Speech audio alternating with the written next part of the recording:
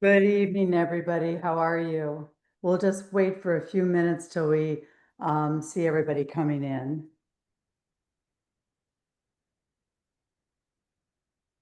Thank you for joining us this evening.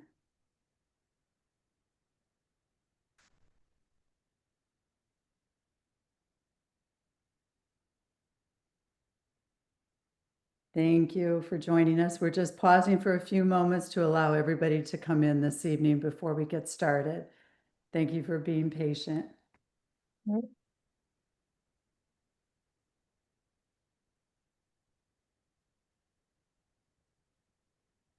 Okay, I think we have quite a few people have already joined us, so I think we can go ahead and get started. Good evening, everyone. Welcome to our webinar. Thank you for joining us this evening. I'm Valerie Hurst. I'm usually the first person that you'll speak with when you call Kemper Cognitive Wellness. I've spoken with many of you I know already, and I hope to have the opportunity to speak to many of you in the future. This evening, we'll be discussing some recent items in the public news, introducing our new webinar series, Brain Bites, that will be starting this Friday, discussing some results about creatine, and also we'll be looking at the results that we've been seeing with our new technology that we use in the office with our clients, all in 30 minutes or less. There'll be time for questions at the end. So please go ahead and type your questions in the chat box. If you're not familiar with Zoom, just hover down at the bottom of the screen and you'll find the area to type in your questions there. And we'll address all of those questions at the end. Thank you. And with that, I'm going to turn it over to Kristen Kemper. Kristen? Thank you, Val. Hi, everyone. Thank you so much for taking the time to join us tonight. I wanted to talk first about personalized medicine and what that means. We've often get asked that question, and I thought it would be a good one to address here. Personalized medicine, also sometimes called precision medicine, looks at the individual as just that. The current model of healthcare today generally uses more of like a one-size-fits-all approach and often focuses on treating the symptoms rather than looking for the root causes of the issues. We take the time at Kemper Cognitive Wellness to look at over 100 of your biomarkers, including genetics, environmental factors, toxins, lifestyle, and so much more. Nobody else has the exact same results as you do, so why should you be treated like anyone else? You've probably heard my mother, Betty, say, for us, it's personal, and really, it truly is. But we want it to be personal for you as well. Yeah, and I'll just jump in if I could, Kristen. This is Nate Bergman. Everything Kristen says, I agree with. And I think that's the reason we moved to the membership model, which was much more, it gets us out of that sort of insurance-based, we'll do 15 minutes or 8 minutes, whatever people are doing. And it allows me, certainly as a physician, to spend more time with you, to understand what's driving your health issues, to get you to your goals and really put together a plan, wrap around a plan and the support services that you need to get there. And, personalized medicine really is an attempt to put you in the driver's seat of your cognitive journey rather than just sort of like going to the doctor for the pillow procedure. So thank you. Yeah, thanks, Dr. Bergman.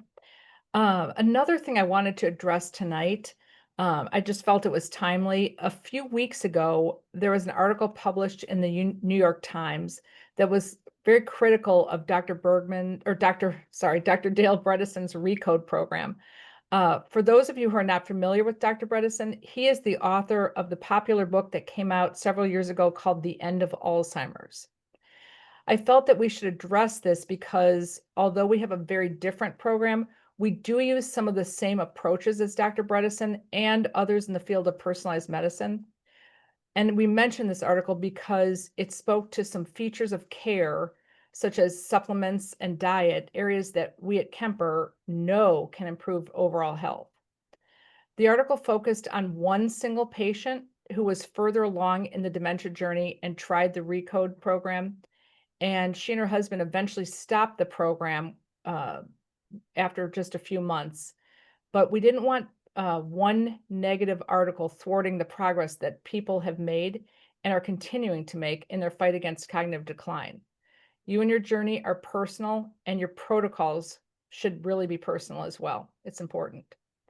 And speaking of interesting items in the news, you may have heard about the use of creatine for improving memory. And I asked Dr. Bergman to talk to us about what he knows about that. Yeah, we got a ton of questions. So the Alzheimer's Association actually released a study in their journal using a common supplement that's been around for quite a while. The group that did the study is at a University of Kansas. I'm from Kansas, and there's the Russ Swerdlow and his team there. They're part of the mafia, the mitochondrial mafia. They believe that, you know, Alzheimer's might be starting, maybe partly because of these energy producing parts of our cells called the mitochondria. Anyways, I'll just give you my conclusion from the article, and then we'll kind of go into some of the details. My conclusion after reading it is that, you know, with very, very limited data, it might be worth a try. You know, I have to say, this is not medical advice. Check with your doctor. And if I'm your doctor, check with me personally. You might get a ton of servo messages, you know, like that. But here, it might be worth a 2-month trial if you're really well hydrated, and hydration is not an issue for you, drinking enough water, fluids, you don't have kidney issues, and you're getting enough exercise, which might be at least 4 times or more per week. And it might be worth it to try this. Now, let's get into the paper itself. So the paper itself was published on May 19th of this year, and the study's bottom line, like what they came out with, the scientists that wrote the paper, what this pilot study demonstrated that creatinine monohydrate, which again is a powder, is feasible in Alzheimer's dementia and is associated with increased brain levels of creatinine and potentially improved cognition. So they suggest that using creatine might offer both a bioenergetic and cognitive benefit. Bioenergetic is, of course, the idea that creatine increases, or it might increase, brain energy, right? There's a variety of ways, you know, sort of you can get it much more complicated with that, but the basic idea is it increases brain energy. Now, what did they actually do? So if you've heard, many of you might have heard of creatine. It's been very popular in the bodybuilding and weightlifting industry for a long time. It's been around for a few decades. And a normal dose would be somewhere between 3 and 5 grams per day. This study used 4 to 6 times more than that. They used 20 grams per day. Those were split up into 10 grams in the morning and 10 grams in the second half of the day. So 10 grams twice a day. They used the Life Extension brand creatine monohydrate, and they took 20 people. The people were ages 60 to 90 years old, and then they just ran a study on them for 8 weeks. So if the question is how long, how long does it take to make a difference? How long do we need to take this? We don't know. They only studied this for 8 weeks and used no control group. So there was no one to compare it to. This was just a pilot study for what's called feasibility, tolerability and feasibility. Meaning, did it make lots of people sick? And so they're not so much looking at effectiveness. The other thing that's important to know is that sometimes these, if you're a patient, we can ask a lot of you. And 80% of people were able to follow through and execute. That's pretty good. Those are pretty good numbers. So, 80% of people of the 20 were able to finish the study. And then they looked at a variety of kind of like tests, cognitive tests. It's important first to note that most of the cognitive tests that they used didn't show improvement, right? And I think it's also important to note that the group of people that were studied were people that were so-called sicker. They were further along in their Alzheimer's path. And so this was not a group of people that had mild cognitive impairment or mild disease. But where they did see some signal for improvement was in an area called fluid cognition. Fluid cognition is a very interesting term, and it refers to sort of like a collective abilities in a person. 1, to learn new information. 2, to sort of adapt to an environment that's new or changing, and then apply thinking, like usually reasoning it is, in skills to these sort of unfamiliar things, right? And in real life, where we would expect those results to translate, not short-term memory, not remembering names better, but more like things that are problem-solving oriented, learning a new skill. So if you're somebody who is forgetful and you forget how to put the dishes away or forget what the golf clubs are for, etc., this might be something that's helpful. adaptability, so increasing sort of flexibility in thinking, and then maybe even an improvement in attention and focus, like an enhanced ability to sort of concentrate. And some people can't concentrate for much more than a few seconds. So they really could impact daily function, right? It was a pretty interesting study. That's the bottom line. If you have any questions, you can kind of put it through the chat. I'm gonna spend too much time on anything. Like we said, we're gonna try to move this along pretty quickly, 10, 15 minutes of information. And if you have any questions, but we don't wanna detain people unnecessarily, just kind of some quick news to use, a little news update. So that's the kind of quick and dirty on the creatine study. The next thing that I want to talk about, so I'm going to change gears here entirely, and we're going to do a follow-up on something that we talked about in January. Some of you were with us when we did a town hall meeting similar to this one in January of this year, and we talked about 2 new offerings that we had for ways, excuse me, can everybody see the screen that we're sharing? Yeah. Yeah. Okay. Yeah. So we talked about 2 new ways, 2 new pieces of technology that are brain-based that we thought will move the needle and help people that are suffering either from Alzheimer's or other kinds of thinking and dementia conditions. The first thing was light. And like you see here, light is photobiomodulation. That's sort of the technical term for it. And the reason we picked this and the next therapy, which I'll show you, were because A, they were reasonably safe, and B, they work on the mechanisms that we think Alzheimer's works on. So a reduction in inflammation, an increase in blood flow, an increase in cellular energy, particularly in the brain. And then in the case of light, in case of pulsed electromagnetic field energy, it also works very significantly on reducing oxidative stress, which is sort of like cell rust. That's when cells get inefficient because they're sick, they can produce oxidative stress. And it's a hallmark feature of Alzheimer's disease. So we've been putting these on people's heads, and there's a bit of control that we have here, especially with the light, where we can sort of do things differently. Not everybody just gets exactly the same protocol. So we can flash the light at different speeds to try to get different effects in different parts of the brain. So, like the common is that everybody's getting light and PMF, but not everybody's getting exactly the same thing. That sort of depends a little bit on their goals, what they're coming in with, if we have a brain map on them, things sort of that are beyond the scope of this little webinar. But I think the cool thing that we've seen is so far with the people who've come in, we have almost 100% of people responding to the positive, meaning they're saying they're improving in some level of mood or cognition. So that might be focus, attention, memory, mood, even sleep in some cases. Right, so at least almost 100% are improving one category improvement, and 2/3 of people, about 67% of people, are reporting improvements in 3 or more categories, which was, I'd say that's surprising to me. I was a little surprised by that. I don't know why I'm surprised by that. That's why we chose to do it, but I'm still a little surprised always when we see these things. And so that's like a nice signal. I think, once you're getting to like if you're in medicine, you're doing interventions, the other thing you think about is, well, we thought this would be reasonably safe. Is it safe for people having side effects? And we're happy to report that about 10% of people are reporting side effects. Nobody has so far reported a serious side effect. We're reporting only minor side effects like a headache or fatigue. All of those are pretty manageable and adjustable with some minor tweaks and modifications of the program. So that's the update. So if that is something that you're interested in, either the low light or the PMF, you can certainly call us and let us know, and somebody will reach out to you.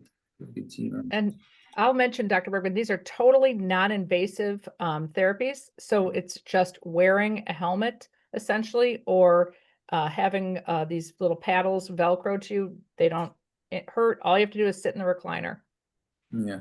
And I just remind everybody, if somebody has a question, I see somebody with their hand up, we're not able, I don't think, to get audio. So I think you'd have to virtually check, you'll have to put a question, type in. Yeah, if you hit the Q&A, you can type into the chat. Yeah. There's a Q&A button or the chat, either will work.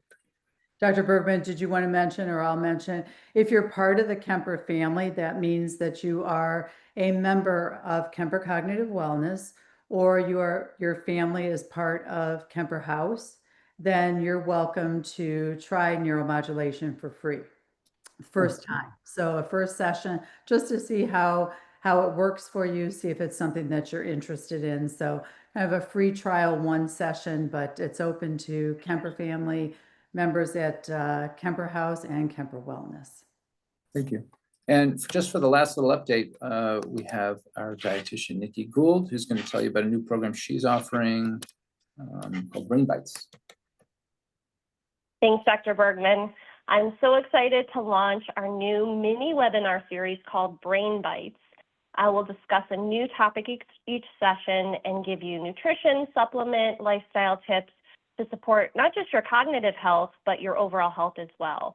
The idea is to give you small bites of information and manageable changes that you could actually make to see big improvements.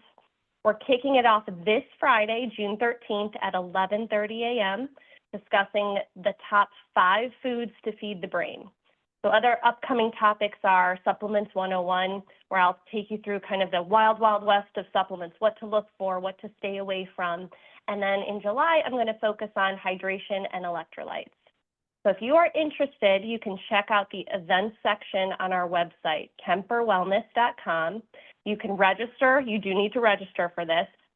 And you can see upcoming topics as well. This is open to everyone. You don't have to be a member, and it is free. So I hope you'll join me. Thank you, Nikki. Thank you, Dr. Bergman. Thank you, Kristen. We'd like to open it up to questions now. So if you have any questions, please. So there's 3 or 4 questions rolling, and I'm just going to take them as they've already. Right ahead. And then if you see more, Keep adding them in if you want. So there's questions first about the light. There's 3 questions about the light and one about creatine so far. So the first question is this the same as red light therapy? So yes, this is the form that we're using, an Aaronic helmet. We're using a Radiant 1070, and that is a red light. So it's a red light, but the wavelength of the light is specific, and it's the kind of light. So it's not like a 610 or a 580 or not, like there are different wavelengths, and the kind that we're using is supposed to get into the brain better, right? So the 2 wavelengths, 810 and 1080 are the ones that 1070, I'm sorry, are the ones that are supposed to get preferentially into the brain. So we've used both. So there's this follow-up question on that from another physician here, who's asking, how does it compare to the V-Light? It's a good question. How does it compare to V-Light? Mostly it gets more coverage than the V-Light, right? And then we have the ability, the V-Light trains only at 1 speed, right? This we can, so they have a 10 hertz and a 40 hertz speed. With the helmet, we can train different parts of the brain if we need to. We can also train the whole brain. The V-Light is limited to certain parts in the brain, where the light is over certain parts of the brain that seem to preferentially and specifically be related to Alzheimer's, called the default mode network, right? And then we can also, we can control the intensity of the light here as well. So we can both change the form of light and energy that someone's getting and the intensity, and we can cover more areas of the brain than the V-Light. The V-Light we still use in our program, some of our programs, and I still do recommend a V-Light for some people for whom this is like too much to handle and too much to use. The next question, so we answered the 2 out of 3. The next question, would light therapy help someone with focus or anxiety? The answer is that so far, yes, it has helped some people with focus or anxiety. Would it heal someone with anxiety that they need to be in the hospital for? Probably not.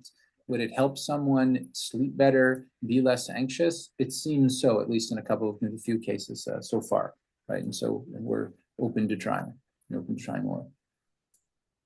The next question is, how did creatine, so that was, we talked about the creatine study, this powder that we're taking. Somebody asked, Sue and Larry asked, how did the creatine affect the kidneys in the trial? So in the trial, they did not, so that the big question with creatine is, at those high doses, is that going to be too much on the body, on the system, particularly the kidneys? So they, in 8 short weeks, of course, they excluded anybody that has kidney problems. They're just going to take people with healthy kidneys and, not on medications that are going to create problems. But on the kidney side, they did not see any impairment in kidneys. And in fact, when I looked further, it's hard to find too many articles citing damage of the kidneys using creatine. Because that's my main question as well, Sue. If that was you that typed in that question, or Larry, and I think in sort of being the relatively conservative person that I am, but still out in the edge of experimental medicine, I would probably have somebody do it and then check their creatinine and maybe another lab at least once throughout those 2 months, just to kind of make sure. And then I think if there is already some kidney damage, I would have more concerns about someone starting it, since it's a big unknown. Somebody else asked prior to this webinar, when we were talking about it, how long can I take it safely for? And that is an unknown question. Right? That's an unknown question. Best we're going to get is anecdotes. Hey, I've been doing it for this long and I'm fine, that sort of thing. But right now, so far, for somebody who has relatively normal kidney function, it does not seem that taking creatine, even at high doses, is harmful to the kidneys. I don't know if we have any other questions. Okay, for the light therapy, how many sessions are needed to see improvements? Okay, this is a good question. I like these questions. This is a real question. So how long does it take to see a benefit? So the answer is, it seems to depend. I'd say a lot of people have a first treatment effect that can be noticeable. Like if somebody never had these things, and this goes with a lot of we can do more than just light and PEMF in our clinic. We can also do electrical stimulation, white noise, pink noise, brown noise even. So some various things with electrical stimulation. And in my experience so far, you can definitely see initially like sort of a response for some people if we kind of hit it hard enough. And then after a while, I think we usually say it takes about 6 to 10 treatments to notice an improvement. And if after 10, maximum 20 treatments, somebody's not noticing improvement, I probably wouldn't advise too much more treatment, just with a simple protocol like light and PEMF. Hopefully that answers your question, Ulrich. And then Cheryl asked, where does creatine come from? So it comes from a lab. So if it's, in other words, it's not like a natural product, so to speak. There's also a question about the best brand for creatine. Yeah, so the brand that the study used was Life Extension brand. The brand that we think, probably just sort of doing a little bit of research on it, that seems to have also like a comparable, like you'll see like Clean, and there's a variety of brands that per scoop, it just gets really costly. Thorne has a brand, THORNE. Thorne creatine monohydrate is the one that we're typically recommending to people. Just the quality of the manufacturer is typically pretty good. The doses usually have what they say they have in it, not a lot of additives. Looks like a pretty, quote, clean product. But the one that was used in the study was the Life Extension brand.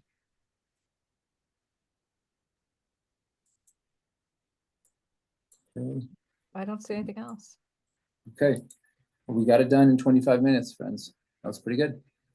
All right. Well, thank you everyone for joining us. We hope you'll join us for our next news you should know. And hope to see you on Friday also with Nikki. Yes. Thank you. Thank you. Have a wonderful evening.